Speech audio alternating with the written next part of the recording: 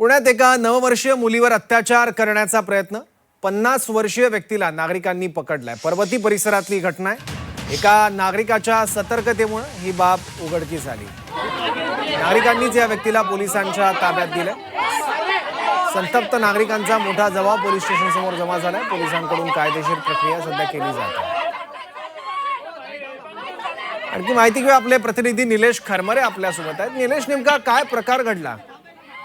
काही वेळापूर्वी पर्वती परिसरामध्ये एका नागरिकाने 9 वर्षाच्या मुलीला अतिप्रसंग करण्यात असल्याचा त्याला संशय आला होता। त्या दरम्यान त्यांनी त्या 5 वर्ष आणि तिथून त्या मुलीची सुटका केलेली आहे। तर हा संपूर्ण प्रकार नागरिकांच्या लक्षात आल्यानंतर जमाव जो आहे तो मोठ्या संख्येने पोलीस स्टेशन समोर जमलेला आहे। मुळात नागरिकांनीच तो जो 50 वर्षीय व्यक्ती आहे त्याला पोलिसांच्या ताब्यात दिलेला आहे। पोलीस त्याची आता या ठिकाणी चौकशी करत आहे। कायदेशीर बाबी तपासून या प्रकरणात गुन्हा दाखल होईलच। मात्र मोठी दुर्घटना या ठिकाणी टळली असं म्हणता येईल। एका सतर्क नागरिकामुळे एका मुलीचा या ठिकाणी अत्याचार होणार होता ते वाचलं असं म्हणता येईल। एका व्यक्तीने या संदर्भात पोलीस स्टेशनला कळवलं आणि त्या मुलीची सुटका केली असं म्हणावं लागेल।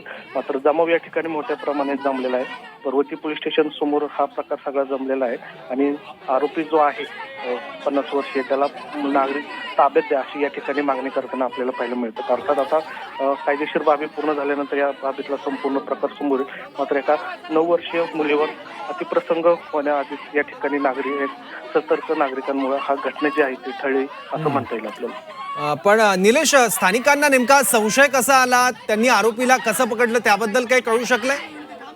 रँडमली रस्त्याने जात असलेल्या एका नागरिकाला हा संशय आला। एक व्यक्ती जे आहे तो त्या मुलीला एका रूम मध्ये घेऊन जात होता आणि त्या दरम्यान त्यांनी त्याला चौकशी केली की कोण आहे म्हणून आणि इथं काय करतोस। त्यावेळेस त्यांनी जी उत्तरं दिली ती टोलाटोलीची उत्तरं होती। मग त्यानंतर जमावने त्याला पकडलं तर त्यांनी तिथून पळ काढण्याचा प्रयत्न केला। मात्र तो जो व्यक्ती आहे तो त्या परिसरातलाच आहे आणि वारंवार मुलीला त्रास देत असल्याची या ठिकाणी आता दुसरी बाजू समोर येत आहे। त्यामुळे पोलीस त्या अनुषंगाने तपास सुद्धा करतात। मात्र या संपूर्ण प्रकरणात बघितलं तर 50 वर्षीय जो व्यक्ती आहे 50 ते 52 वर्षातला दरम्यान आहे तो हेतुपूर्वक त्या मुलीला त्रास देत होता आणि अतिप्रसंग करण्याचा प्रयत्न या ठिकाणी केल्याचा नागरिकांचं म्हणणं आहे। त्यामुळे या प्रकरणामध्ये सतर्क नागरिकांमुळे हा एक मोठा जो अनर्थ होता तो टळलेला असं म्हणता येईल आणि तो जो व्यक्ती आहे त्याला आता पोलिसांनी ताब्यात दिलेला आहे। निलेश, ही घटना घडली तेव्हा मुलीचे कुटुंबीय नेमके घरी होते का किंवा ते कुठे होते याबद्दल काही माहिती?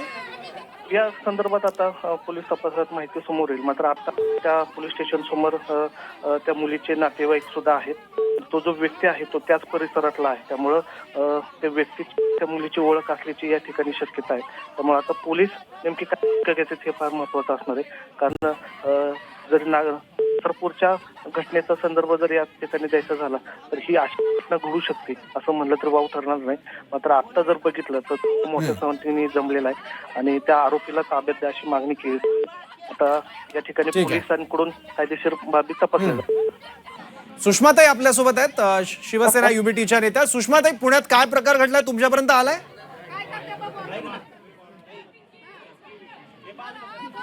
तर निश्चितपणे मी ती माहिती घेण्याचा पहिल्यांदा प्रयत्न करते आणि काय नेमकं घडलेलं आहे हे अजून मला नीटच कळलेलं नाही। मात्र जी माहिती आपल्याकडून मिळत आहे ती अत्यंत गंभीर आहे। एवढी मोठी घटना झाल्यानंतर सुद्धा जर या सरकारला जाग येत नसेल आणि त्या संबंधाने कुठलीही प्रतिबंधात्मक कसलीच उपाययोजना नाही किंवा अशा गर्दीच्या ठिकाणी कुठली गस्त नाही। मी वारंवार असं म्हणते की अशा खूप साऱ्या महिला पुरुष आहेत की ज्यांना आपल्या लहान मुलांना घरी ठेवून नोकरीला जावं लागतं किंवा काही घरेलू कामगार महिला आहेत ज्यांना आपली छोटी बाळं घरी ठेवून कामावर जायला लागतं आणि अशा वेळेला या सगळ्या मुलांच्या संबंधाने एक मोठा प्रश्न निर्माण होतो। तेव्हा गरज असते तिथे थोडीशी गस्त असण्याची, अशा काही सेन्सिटिव्ह भागामध्ये सीसीटीव्ही असण्याची, पण त्या संबंधाने सरकार अजूनही उदासीन आहे असं वाटतं।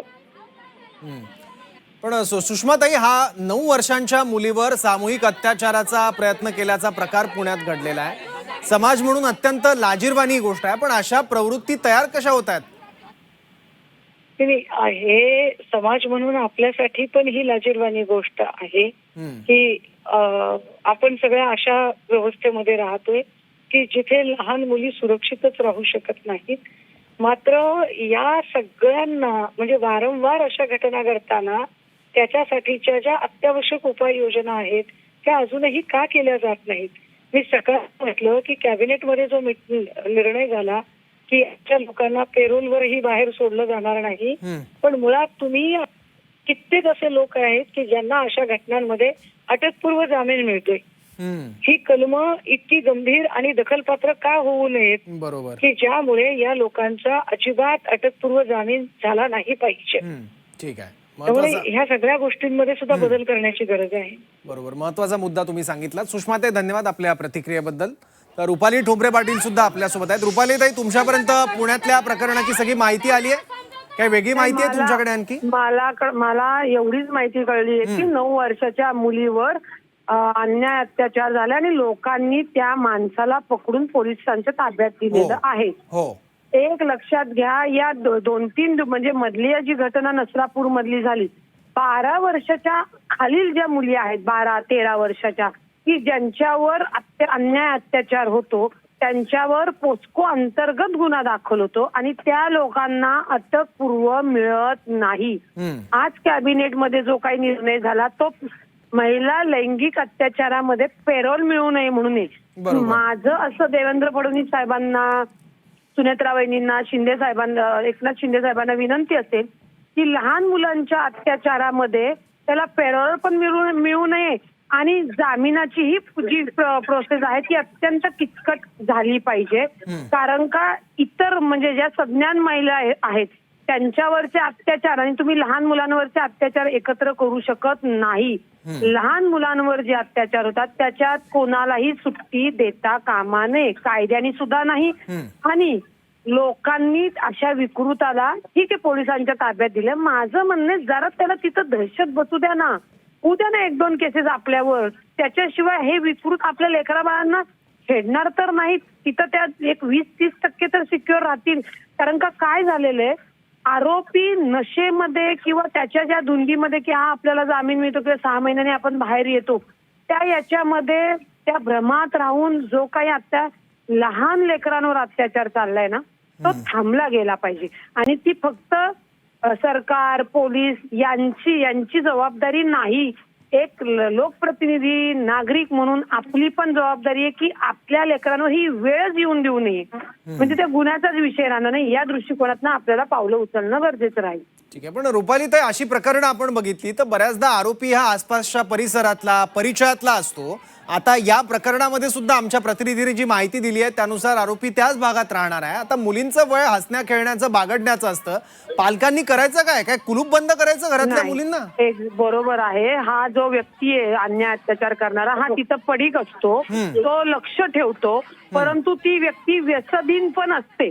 मुलींना आत न ठेवता असे जे काही आपल्या एरियामध्ये लोक दिसतात बिनकामाचे, व्यसनधीन, टाइमपास करत, मुलींची छेड काढत किंवा स्त्रियांची छेड काढत, या सगळ्या लोकांना आपल्या एरियामधनं हाकलून लावणे. आपल्या मुली का आपण घरामध्ये ठेवायच्या? त्यांचे खेळण्याचे, बागडण्याचे दिवस आहेत.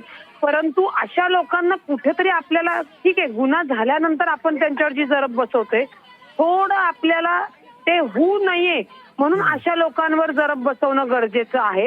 हे थोडं कायदेशीर नाहीये माझं बोलणं, परंतु एक आई म्हणून किंवा याच्यावर एक दहशत मिळण्यासाठी जर असे विकृत आपण चोपले, ठोकले ना, भला आपल्यावर केसेस होतील, परंतु आपल्या लेकरं बाळ सुरक्षित होतील ही मला खात्री वाटते. कारण का गुन्हा झाल्यानंतर मग न्याय मागायचा आणि मग संविधाना पद्धतीने त्याला वेळ लागणार, तोपर्यंत आपल्या लेकराचं शोषण होणार, हे नकोय आता. बरोबर. त्यामुळे त्यांना तिथं जागेवर चोप देणं, म्हणजे आता मला माहित नाही लोकांनी पोलिसाच्या ताब्यात देताना त्याला हाणलाय का नाही, असं हाणायला पाहिजे होतं ना की त्यांनी पुढच्या वेळेला कुठल्या बाईकडे बघता नाही ना त्याची नजर वर नाही गेली पाहिजे.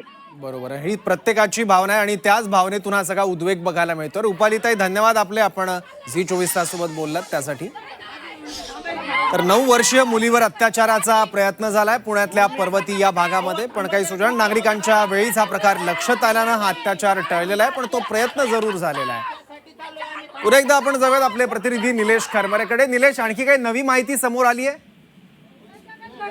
खरं तर नसरापूरची घटना ताज्या असतानाच पुण्यात पुन्हा एकदा एक बाल लैंगिक अत्याचाराचा घटना जी आहे ते असं म्हणता येईल आपल्याला. हा जो संशयित आरोपी जो आहे 50 ते 52 वर्षाचा, हा नातेवाईक असण्याची शक्यता या ठिकाणी स्थानिक नागरिकांनी व्यक्त केलेली आहे. त्यामुळे आता नागरिकांचा संताप जो आहे तो वाढलेला आपल्याला पाहायला मिळतोय. नागरिक पुन्हा पुन्हा तीच मागणी करतात की जो आरोपी जो आहे, संशयित आरोपी, त्याला ताब्यात द्या. कारण दुसरी एक बाजू या ठिकाणी समोर येत आहे की अतिशय गरीब कुटुंब आहेत, तर गरीब कुटुंबातली ही मुलगी या ठिकाणी असल्याची माहिती मिळत आहे आणि गरिबाचाच फायदा घेत या ठिकाणी तो जो 50 वर्षीय व्यक्ती जे होता, संशयित व्यक्ती, तिला एका रूम मध्ये नेल्याची माहिती मिळत आहे आणि त्याच ठिकाणी कपडे काढण्यात आल्याची माहिती मिळते. त्याच दरम्यान नागरिकांनी ही माहिती आणि त्याला त्या ठिकाणी थांबवलं. त्यानंतर हा समोर आलेला आपल्याला होतं. खरं तर पुण्यामध्ये बाललैंगिक हत्याच्या घटना ज्या आहेत वाढलेल्या आपल्याला पाहायला मिळतात. विशेष करून ज्या मुली आहेत त्यांच्यावर अत्याचार होत असले ते जे घटना आहेत वाढलेल्या आहेत. निलेश, तुमचा आवाज आमच्यापर्यंत स्पष्टपणे येत नाहीये. बहुधा तिथे नेटवर्क किंवा कव्हरेज नसेल. थोडंसं जिथे रेंज असेल, जिथून तुमचा आवाज आमच्यापर्यंत स्पष्टपणे अशा ठिकाणी जाऊ शकत असाल. नक्कीच येतोय आवाज माझा? हा, आता येतोय. बोला निलेश. खरं तर आपण जर बघितलं तर गेल्या काही दिवसांपासून आठवड्याभरामध्ये ही चौथी घटना आहे पुणे परिसरातील. याआधी आपण बघितलं असेल. खरं तर नसरापूरच्या घटनेनंतर पुन्हा एकदा हादरला असं म्हणता येईल. ही जर वेळेत एका नागरिकांनी ही घटना उघडकीस नसते आली तर कदाचित त्या मुलीवर अत्याचार झाले असते. सूत्रांनी दिलेल्या माहितीनुसार किंवा प्रत्यक्षदर्शी जी लोक आहेत त्यांनी सांगितल्यानुसार ही जी मुलगी आहे ही गरीब कुटुंबातली मुलगी आहे आणि रस्त्याने जात असताना खूप संतापजनक हा प्रकार आहे आणि यातून नेमके आता काय तथ्य समोर येतात हे बघावं लागेल. तुर्तास निलेश धन्यवाद. पण काही महत्वाची आणखी काही माहिती असेल तर ती जाणून घेण्यासाठी आम्ही तुमच्याकडे परत येऊ.